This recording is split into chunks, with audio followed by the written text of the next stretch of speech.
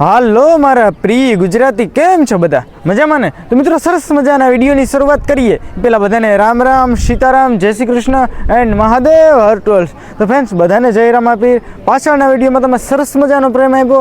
જેમ તમે થંબનેલની અંદર જોયું કે પોરબંદર છાયા વિસ્તારની અંદર નવાપરાની અંદર અલગધામ આશ્રમની અંદર શ્રી રામદેવજી મહારાજના યજ્ઞ મંડપનું ભવ્ય આયોજન કરેલું હતું. તો ફ્રેન્ડ્સ, આજે ખરેખર દુઃખનો દિવસ છે. રામદેવ પીર બાપા છે એ થોડી જ વારની અંદર અલગધામ આશ્રમથી રણુજા વયા જવાના છે. સરસ મજાના રામદેવજી મહારાજ યજ્ઞ મંડપ ઉત્તરાયણનો ભવિષ્ય, ઉત્તરાયણનો સરસ મજાનો ઉત્સવ છે.